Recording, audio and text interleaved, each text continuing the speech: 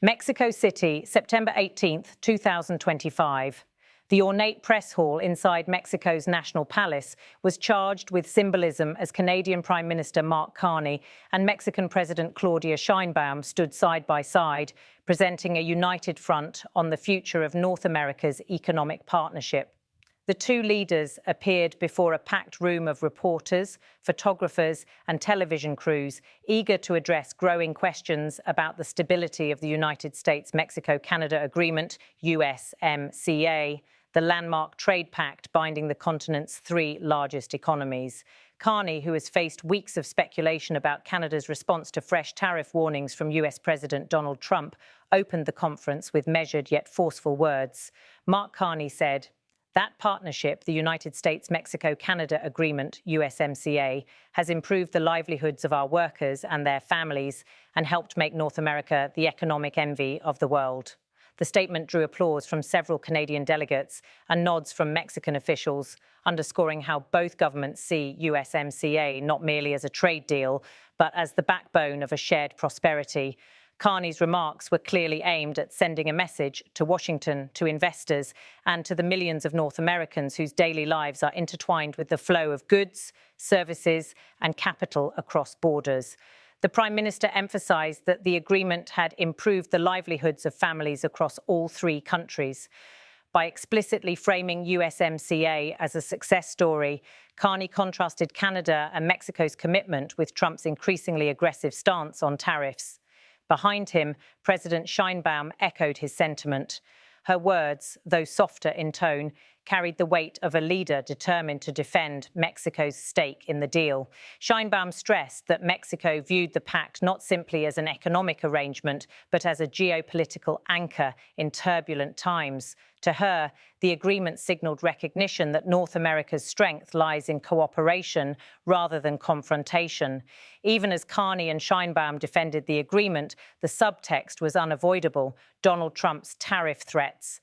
The US president has recently signaled that he may reimpose sweeping tariffs on Mexican and Canadian goods, arguing that Washington is getting the short end of the stick.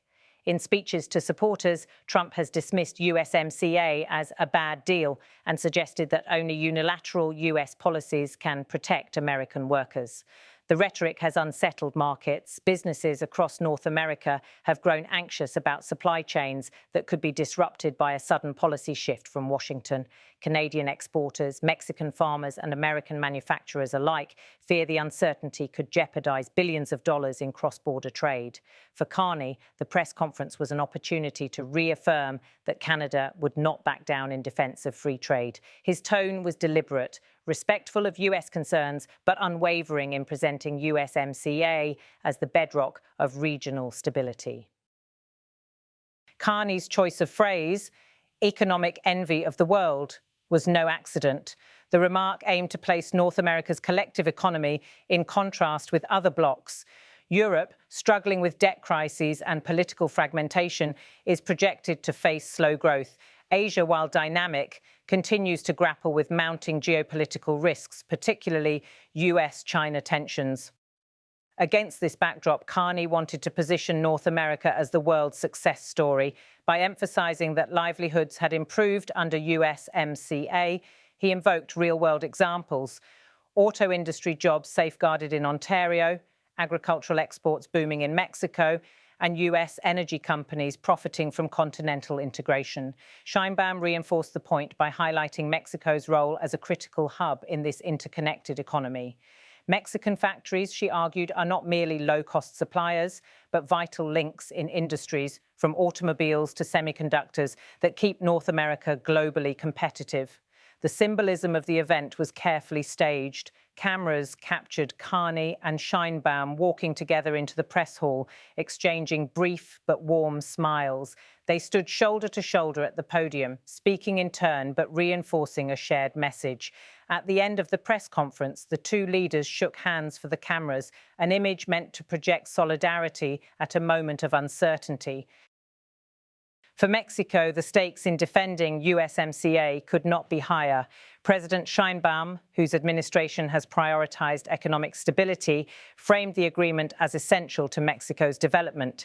She argued that the deal anchors Mexico's economic strategy, allowing it to attract foreign investment while modernizing key industries.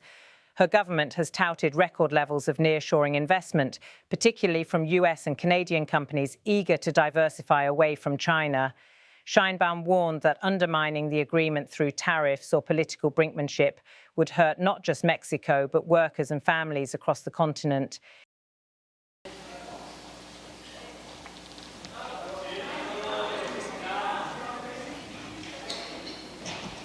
Dirigir unas palabras, posteriormente lo haré. Here, the hospitality and the quality of the conversations and the spirit of action. Et les changements climatiques représentent une crise quotidienne pour les entreprises, les travailleurs et les collectivités. Como países de América del Norte con el tratado comercial. Este plan de y se compromete México a no firmar un tratado sin Canadá. Muchas gracias. Alors, je vais commencer. Merci pour votre question, Madame Martin, for that great event. Follow up with the question I intended to ask. Let's go.